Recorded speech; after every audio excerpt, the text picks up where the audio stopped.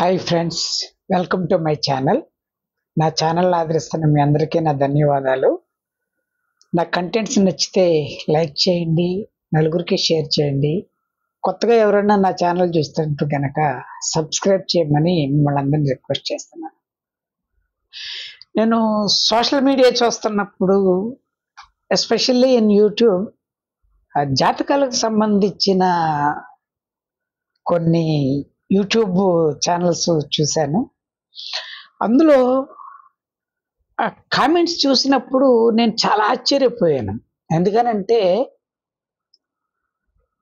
ఈ జాతకాలని నమ్ముకొని ఎంతమంది ఎక్స్పెక్టేషన్స్తో ఉన్నారా అని చెప్పి నేను ఆ కామెంట్స్ చదివినప్పుడు చాలా ఆశ్చర్యపోయాను. ఎందుకనంటే ఆ కామెంట్స్లో ఏమని రాస్తున్నారంటే, రాయటం అనకూడదు, ఆ యూట్యూబ్ చేసిన ఆ జాతకం చెప్పే వాళ్ళని ఏమని తిడుతున్నారంటే, మీ ఛానల్ ఎప్పటి నుంచో చూస్తున్నాను, ఎన్నో సంవత్సరాల నుంచో చూస్తున్నారు, నా లవ్ సక్సెస్ అవుద్దని చెప్పారు, ఈ రోజు వరకు సక్సెస్ అవ్వలేదు అని ఒకళ్ళు. నాకు నేను ప్రేమించిన అమ్మాయితోనే మ్యారేజ్ అవుద్దని చెప్పారు, ఆ అమ్మాయికి వేరే అబ్బాయితో మ్యారేజ్ అయిపోయింది అని ఒకళ్ళు. ఆకస్మిక ధనలాభం ముందు నాకు మీరు చెప్పిన ఛానల్స్లో ఇన్ని రోజుల వరకు ఒక్కటి కూడా జరిగింది చూడలేదు, ఇటువంటిప్పుడు ఛానల్ పెట్టుకొని మమ్మల్ని అందరిని మోసం చేయటం ఎందుకని ఒకళ్ళు. నేను తప్పనిసరిగా ఈ సంవత్సరం నేను ఫెయిల్ అయ్యి రాస్తున్న సబ్జెక్ట్స్ పాస్ అవుతారని చెప్పిందారు నా జాతకం ప్రకారం, ఈ రోజుకి కూడా నేను ఫెయిల్ అయి ఉన్నాను అని ఒకళ్ళు. నా ఆర్థిక బాధలన్నీ తీరిపోతాయి అని అన్నారు, కానీ ఆర్థిక బాధలు తీరలేదు సరికదా, ఇప్పటికీ అప్పులు చేసుకొని ఆ అప్పులో నా ఇంటి మీదకి వస్తుంటే నేను ఇంట్లో నుంచి పారిపోతున్నానని చెప్పి ఒకళ్ళు. నాకు మంచి ఉద్యోగం వస్తుంది, నాకు ఉద్యోగం వచ్చిన తర్వాత మంచి ప్రొఫెషన్లో సెట్ అవుతాను అని చెప్పి మీరు అనేక సార్లు చెప్పారు. నేను మిమ్మల్ని పర్సనల్గా కూడా మెసేజ్ పెట్టి అడిగినప్పుడు కూడా మీరు అలాగే చెప్పారు, కానీ ఈ రోజు వరకు నాకు ఉద్యోగం రాలేదు సరికదా. 2-3 సార్లు ఇంటర్వ్యూకి సెలెక్ట్ అయ్యి పోలీస్ ఎంక్వైరీ కూడా జరిగిన తర్వాత ఆ ఇచ్చిన నోటిఫికేషన్లే క్యాన్సిల్ చేసేశారు. మరి అంత ఇదిగా కనీస అవగాహన కూడా లేకోకుండా జాతకాలు చెప్పి మా జీవితాలతో ఎందుకు ఆడుకుంటున్నారు అని చెప్పి ఇంకా కొన్ని రాయలేని భాషల్లో తిడుతూ ఉంటే, ఆ యూట్యూబ్ చేస్తున్న వాళ్ళు ఏమంటున్నారంటే, మీరు కామెంట్ చేసేటప్పుడు నేను ఆడవాళ్ళు చెప్తున్నారు, మగవాళ్ళు చెప్తున్నారు కాబట్టి మనిషికి కొంచెం విలువ ఇవ్వండి, అలాగే మీ జన్మ జాతకం ఒకసారి చూపించుకోండి, జన్మ జాతకం చూపించుకుంటే గనక ఇది కరెక్టో కాదో తెలుస్తుంది.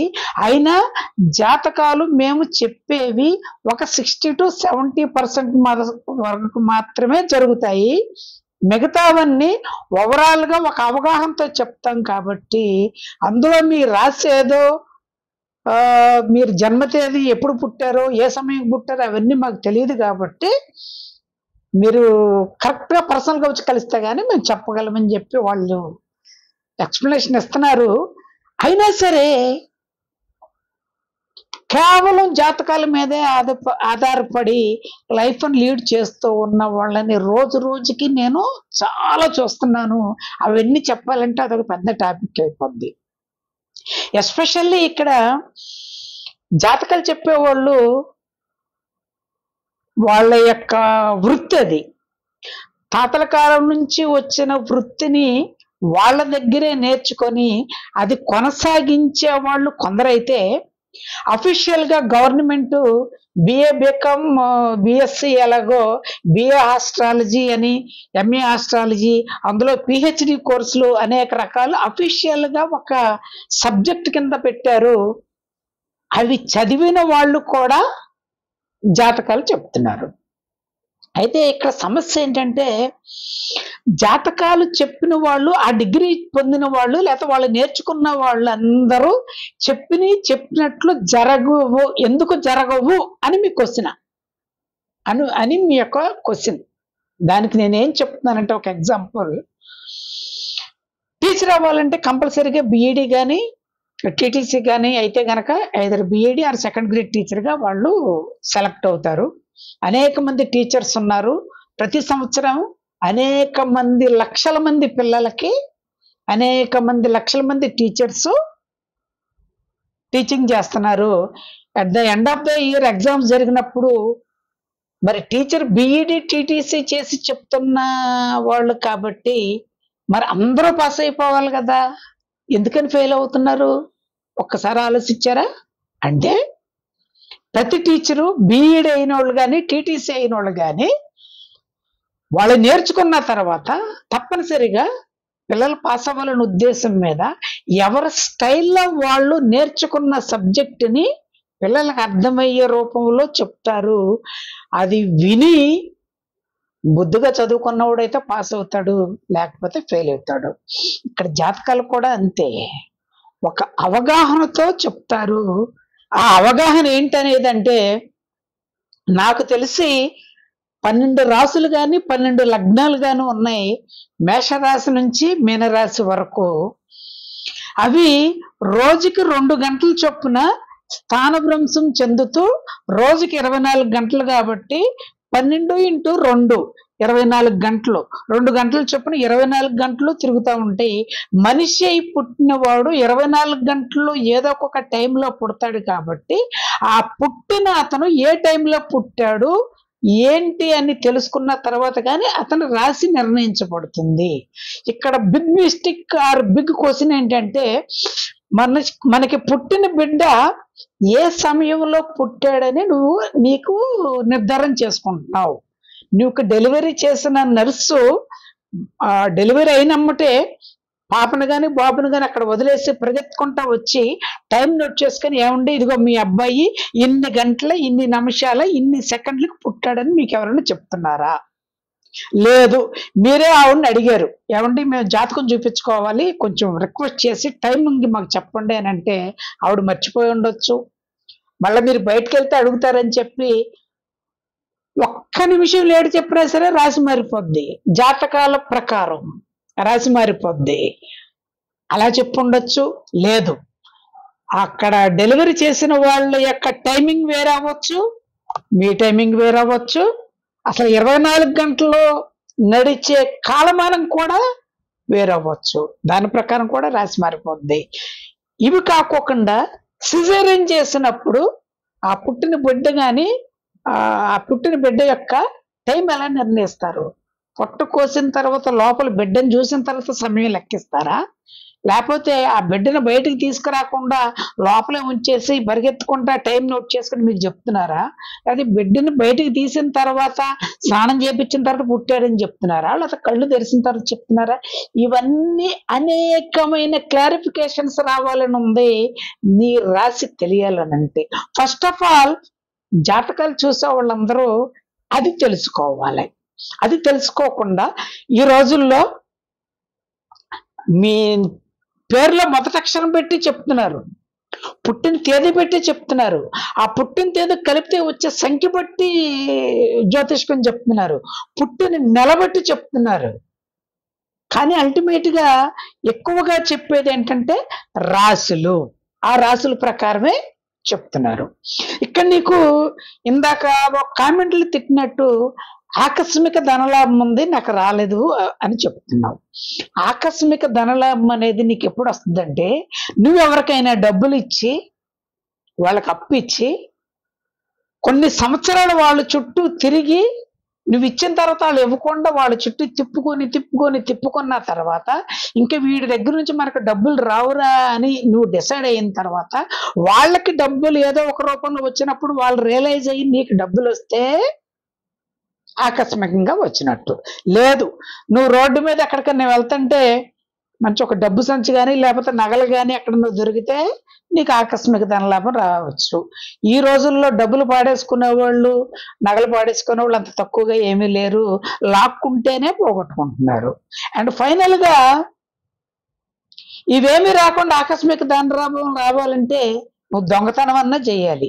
ఆ దొంగతనం చేసినప్పుడు ఆ ఇంటి యజమాని కానీ ఆ యజమానురాలకు కానీ నువ్వు పట్టుబడకోకుండా ఉంటే ఆ రోజు నీకు జాతకంలో ఉన్నట్టు ఆకస్మిక ధనలాభం వస్తుంది. రెండో రోజు జాతకంలో లేకపోయినా నేను చెప్తున్నాను, ఆకస్మిక పోలీస్ స్టేషన్కి కొన్ని నెలలు జైల్లో ఉండే జాతకం అని చెప్పి తప్పనిసరిగా వస్తుంది. ఎప్పుడంటే ఆ ఓనర్స్ తెలుసుకున్న తర్వాత కేసు ఎలాగో పెడతారు, పోలీసు వాళ్ళంతా తేలిగ్గా వదిలిపెట్టరు కాబట్టి కంపల్సరీగా పట్టుకుంటారు. కాబట్టి జాతకంలో ఉన్నా లేకపోయినా ఆకస్మిక పోలీస్ స్టేషన్ తనిఖీ నువ్వు చేయరు, వాళ్ళు వచ్చి లాక్కెళ్తారు. తర్వాత చక్కగా నీకు శిక్ష పడుద్ది. అందుకోసమని నువ్వు పనులన్నీ మానేసి ఇంట్లో కూర్చొని ఉంటే ఆకస్మిక ధనలాభం అనేది ఎట్టి పరిస్థితుల్లో రాదు. నువ్వు ఏదో ఒక పని చేసి నువ్వు ఎవరో ఒకరిని అప్రిషియేట్ చేసినప్పుడు కానీ, లేదు నీకు బాగా కావలసిన వాళ్ళు కానీ, బాగా డబ్బున్న వాళ్ళు కానీ నీ మీద జాలి తెలిసి, నీ యొక్క పొజిషన్ బాగోలేదని తెలిసి వాడికి సహాయం చెయ్యాలి అనుకున్నప్పుడు మాత్రమే నీకు ఆకస్మిక ధనలాభం వస్తుంది. రెండోది, ఎక్కువగా లవ్ సక్సెస్ గురించి అడుగుతున్నారు కాబట్టి లవ్ సక్సెస్ గురించి చెప్తున్నాను. నువ్వు జాతకం పెట్టించుకున్నప్పుడు నువ్వు ప్రేమించిన అమ్మాయితో నీకు వివాహం జరుగుద్ది అని చెప్పి జాతకంలో వాళ్ళు చెప్పారు. నువ్వు సరైన చదువు చదువుకోకుండా, ఉద్యోగం లేకోకుండా నిన్ను ఎవరు ఇష్టపడరు. ఈ రోజుల్లో డబ్బున్న వాళ్ళనే ప్రేమిస్తున్నారు. అందుకోసమని నువ్వు డబ్బు లేకోకుండా ఏమీ లేకుండా ఆ అమ్మాయి చుట్టూ తిరిగితే నీకు ఎట్టి పరిస్థితిలో 2-3 సార్లు ఆ అమ్మాయితో నువ్వు మాట్లాడిన ప్రయత్నం జరిగినా సరే నీ లవ్ మాత్రం సక్సెస్ అవ్వదు. అట్ ద సేమ్ టైం ఆ అమ్మాయి ఎవరితోనన్నా జాతకం చెప్పించుకున్నప్పుడు నువ్వు ప్రేమించిన వాళ్ళతోనే నీకు పెళ్లి జరుగుద్ది అని ఆ అమ్మాయికి రాస్తుంది అనుకోండి, ఆ అమ్మాయి ఎవరినైనా ఇష్టపడుతుంది అనుకోండి, వాళ్ళతో పెళ్లి జరిగితే మరి ఆ అమ్మాయి దృష్టి ప్రకారం అక్కడ మ్యారేజీ జాతకం కరెక్ట్ అయినట్టే కదా. నీకు ఓడిపోయిందంటే అది నీ వల్ల, నీ ఇన్ఎఫిషియెంట్ వల్ల నీకు జాతకం నిజం అవ్వలేదు, బట్ ఆ అమ్మాయికి సక్సెస్ అయింది. ఇంతవరకు ఎందుకండి? ఈరోజు పెళ్ళిళ్ళు ముహూర్తాలు చూసేటప్పుడు అబ్బాయి అమ్మాయి జాతకం కలిసిందా లేదా అని చూసుకుంటున్నారు. అటు తల్లిదండ్రులు, వీటి తల్లిదండ్రులు ఎవరు పడితే వాళ్ళు జాతకాలు చూపించుకొని పెళ్ళిళ్ళు చేసుకున్నా సరే ఆ పెళ్లి జరుగుతూ ఉన్న సమయంలోనే విడిపోయిన సందర్భాలు ఉన్నాయి. 2-3 నెలలు అయిపోయిన తర్వాత విడాకులకు అప్లై చేసుకున్న సందర్భాలు ఉన్నాయి. మరి ఆ జాతకాలు చూసిన పెళ్లిళ్ళ ప్రకారం అయితే కనుక వాళ్ళు లైఫ్ లాంగ్, జాతకాలు కలిసినప్పుడు లైఫ్ లాంగ్ కలిసి ఉండాలిగా, ఎందుకు విడిపోతున్నారు అంటే మన ఇద్దరిలో అవగాహన లేదు, మన ఇద్దరి మధ్య అండర్స్టాండింగ్ సరిగ్గా లేకోకుండా జాతకం చెప్పారు కదా అని చెప్పి వాళ్ళని తిట్టుకుంటే ఎలాగా? లేదు. ఒక అమ్మాయి కానీ ఒక అబ్బాయి, నీకు ఫస్ట్ కాన్పులో అబ్బాయే పుడతాడు అని చెప్పారు, అబ్బాయి పుట్టలేదు, అమ్మాయి పుట్టింది. లేదు, అబ్బాయి పుట్టిన తర్వాత అతనికి యుక్త వయసు దాటిన తర్వాత ఈ దేశాన్ని ఏలేవాడు అవుతాడని చెప్పి వాళ్ళ జాతకం ఉందని చెప్పి వాళ్ళు చెప్తారు. బై బ్యాడ్ లక్ ఈ రోజుల్లో ఎవరెప్పుడు చనిపోతున్నారో తెలియదు కాబట్టి అతను పుట్టిన తర్వాత కొన్ని రోజులకి ఏదో ఒక రకమైన అనారోగ్యం వచ్చి చనిపోయాడు అనుకోండి, అది ఎవరి తప్పు? జాతకం చెప్పిన వాళ్ళు తప్ప? ఆ అబ్బాయిని సరిగ్గా చూసుకోనందువల్ల, లేకపోతే అనారోగ్యం వచ్చినందువల్ల తప్ప? లేదు.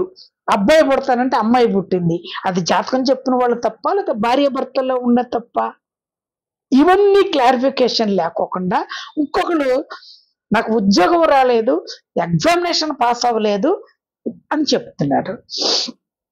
ఎగ్జామినేషన్ పాస్ అవ్వాలంటే నువ్వు జాతకాలు చూసుకుంటూ కూర్చుంటే ఈ ఛానల్లో సరిగ్గా చెప్పలేదని ఆ ఛానల్లో చెప్తున్నారు. కొన్ని వందల ఛానల్స్ నడుస్తున్నాయి ఈరోజు జాతకంలో. నీకు నచ్చినట్టుగా ఉండే జాతకం చూసుకొని ఈసారి నువ్వు తప్పనిసరిగా పాస్ అవుతావు అని చెప్పిన జాతకం ఉన్న దాన్నే నమ్ముకొని నువ్వు చదవకోకుండా షికారులకు వెళ్ళి పరీక్ష రాస్తే కనుక నువ్వు పాస్ అవుతావా? ఎట్టి పరిస్థితుల్లో పాస్ అవ్వవు. ఫస్ట్ ఆఫ్ ఆల్ టీచర్ చెప్పినప్పుడు ఆ టీచర్ చెప్పింది బుద్ధిగా వినాలి, వాడు చెప్పిన హోంవర్క్లు సరిగ్గా చేయాలి, వాళ్ళు ఇచ్చిన తర్వాత ఇంటికెళ్ళి బైహార్ట్ చేయాలి, చేసిన తర్వాత అదంతా నీ మైండ్లో గుర్తుంచుకోవాలి. మైండ్లో గుర్తుంచుకోవాలంటే పనికిరా నావిగేషన్స్ అన్ని ఉండకూడదు. అవన్నీ ఉండకుండా ఉంటే కనుక నీ మైండ్లో ఆ సబ్జెక్ట్ గుర్తుంటుంది. కాబట్టి జాతకం వాళ్ళు నువ్వు ఫెయిల్ అవుతావు అని చెప్పినా సరే నువ్వు ఎగ్జామ్కి వెళ్ళి రాస్తే కనుక పాస్ అవుతావు. ఇవన్నీ నీ చేతుల్లో ఉన్నాయి. ఉద్యోగం రాలేదంటున్నావు. ఉద్యోగం రాలేదంటే ఈరోజు పోటీ పరీక్షల్లో చాలా కష్టపడాలి. మరి నువ్వు అంత కష్టపడుతున్నావా? అంత కష్టపడకుండా నాకు ఉద్యోగం వస్తుందని జాతకం చెప్పారు కదా అని చెప్పి ఉద్యోగానికి అప్లై చేసేసి అక్కడికి వెళ్ళిన తర్వాత గుడ్డిగా ఏబిసిడి అని నువ్వు చాయిస్ వేసేసుకొని వాటిని పెన్సిల్తో రుద్దేసుకొని వస్తే నీకు జాబ్ వచ్చేస్తుందా? ఇవన్నీ చెప్తున్నారు. ఇంకా ఫైనల్ గా జాతకాలనే నమ్ముకున్నాం కాబట్టి మా జీవితం పాడైపోయిందని చెప్పుకునే వాళ్ళకి నేను ఒకే ఒక ప్రశ్న అడుగుతున్నాను. మీకు ఒక 50,000 ప్యాకేజ్తో ఒక మంచి ఉద్యోగం వచ్చింది. ఒక 10 డేస్లో జాయిన్ అవ్వమని చెప్పి మీకు వాళ్ళు ఆర్డర్ ఇచ్చారు. 10 డేస్లో జాయిన్ అవ్వకపోతే కనుక కంపల్సరీగా ఆ జాబ్ అనేది ఎవరు వేరే వాళ్ళకి ఇచ్చేస్తారు. ఇది అందరికి తెలిసిన రూలే. బై బ్యాడ్ లక్ నీకు ఉద్యోగం వచ్చిన ఆ తర్వాత రోజే మీ ఇంట్లో బంధువులు ఎవరో కాలం చేస్తుంటారు. నువ్వు జాతకాలు బాగా నమ్మేవాడు కాబట్టి అమ్మో ఇంట్లో వాళ్ళు చనిపోయారు కాబట్టి దిన కార్యక్రమం అయ్యే వరకు జాయిన్ అవ్వకూడదని చెప్పి ఒక వారం రోజులో 8 రోజులో 9 రోజులో ఆపేస్తావు. అయిపోయింది. తర్వాత ఇంకొక రోజు అమావాస్య వచ్చిందని చెప్పి ఆపేస్తావు. ఇంకొక రోజు పాడ్యమో లేదా అష్టమో ఏవేవో కొన్ని మంచి రోజులు కాదని మనకు మనమే నిర్ణయించేసేసుకొని పెట్టుకున్నాం. మంగళవారం మంచిది కాదు, శుక్రవారం మంచిది కాదు, క్రాప్ ఆ రోజు వేయించుకోకూడదు, గోల్డ్ ఈ రోజు తీయకూడదు అని జాతకాలు చెప్పారని అంటున్నారు. కానీ అవి మనం పెట్టుకున్న మూఢనమ్మకాలు. సరే, ఆ రోజు కూడా దాటిపోయింది. నెక్స్ట్ డే నువ్వు కంపల్సరీగా అక్కడికి వెళ్ళి ఉద్యోగంలో జాయిన్ అవ్వాల్సిన డేట్ వచ్చింది.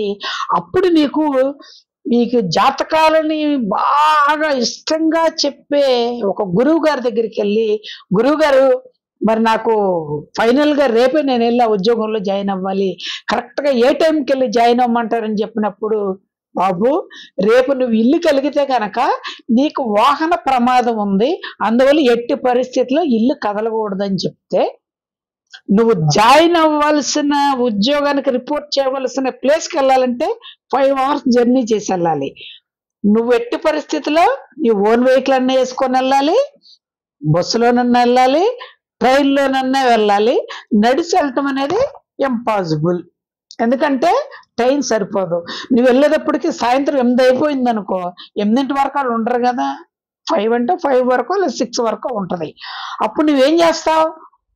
జాతకాలు బాగా నమ్ముతావు నువ్వు. నీ జాతకం చెప్పిన గురువు గారు ఏమన్నారంటే నీకు వాహన ప్రమాదం ఉందని చెప్పారు. ఉద్యోగంకి వెళ్తా మానేస్తావా? 50,000 ప్యాకేజ్. దాని తర్వాత ఉద్యోగం రాయటానికి నీ ఏజ్ కూడా అయిపోతుంది.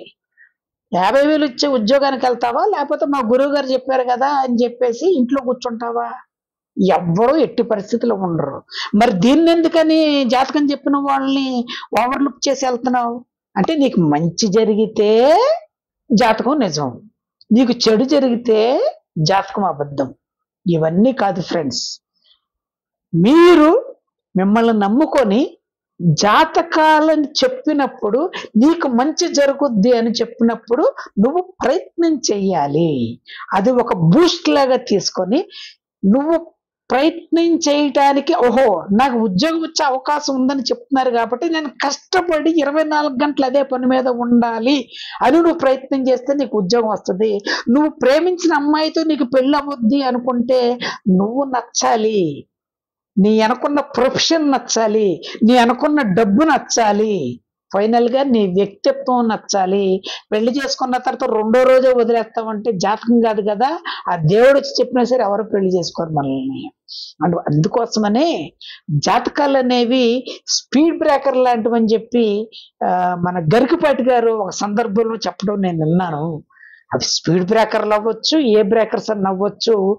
కేవలం జాతకమే నాకు తీసుకొచ్చి పెడద్ది, నేను ఏం చేయకపోయినా అదే నాకు చక్కగా వడ్డించిన విస్తరలాగా తీసుకొచ్చి పెడద్ది అనుకుని ఉండేవాళ్ళు ఎన్ని సంవత్సరాలైనా ఆ వృత్తి గల వాళ్ళు వాళ్ళ తదనంతరం చెప్పుకుంటూ కొత్త వాళ్ళు వస్తూనే ఉంటారు. కానీ నువ్వు బతుకున్నంత కాలం మంచి రోజు కోసం, ఉద్యోగం కోసం చూస్తూనే ఉంటావు. కానీ దాన్నే ఆధారపడితే గనక నువ్వు ఉద్యోగం కాదు కదా, నీ లవ్ కాదు కదా, నీ ఆకస్మిక ధనలాభాలు కాదు కదా, అవేమీ జరగవు. నిన్ను నమ్ముకో, జాతకాలు చెప్పేది చూసుకో, మంచి రోజా కాదని నీకు నమ్మకం ఉంటే చూసుకో, వాళ్ళు చెప్పింది విను. అండ్ ఫైనల్గా వాళ్ళు అడిగిన ప్రకారం నువ్వు పుట్టిన తేదీ, నిమిషం, సమయం, సెకండ్లతో సహా ఫస్ట్ ఆఫ్ ఆల్ ముందు తెలుసుకో. అది తెలుసుకున్న తర్వాత జాతకాలు నమ్మటం నేర్చుకో.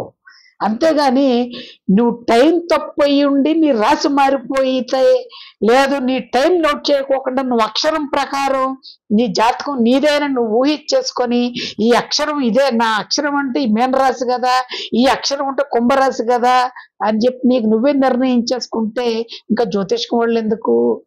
పైగా మళ్ళీ కింద కామెంట్స్ కూడా నీ జరగలేదు, నువ్వు అనుకున్నవన్నీ జరగకపోతే వాళ్ళు తిట్టేయటు, నువ్వు అనుకో వాళ్ళు ఒక్కొక్కసారి చెప్పి జరిగినా సరే నువ్వు చెప్పి జరుగుతున్నావు అని చెప్పి కామెంట్లు ఎక్కువగా ఉండవు.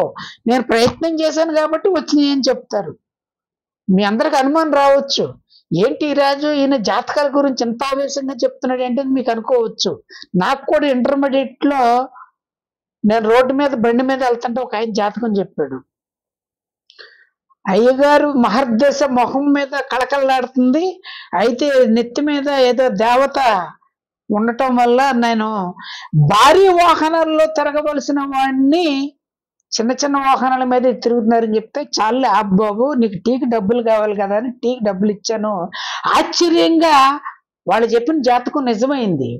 ఎలా నిజమైందంటే, నేను 2 సార్లు ఊరు వెళ్ళినప్పుడు బస్సులు రావటం లేట్ అయితే లారీ ఎక్కి ఇంటికి వచ్చేసాను, అది భారీ వాహనమే కదండి.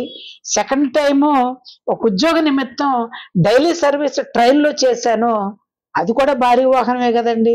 కాకపోతే అవి నడిపే అవకాశం రాలేదు, ఎప్పుడు వస్తుందా అని చెప్పి జాతకాల ఛానల్లో తిరిగేసుకుంటూ కూర్చున్నాను. అందుకోసమని ఈ రోజు ఇంత ఆవేశంగా చెప్పాను.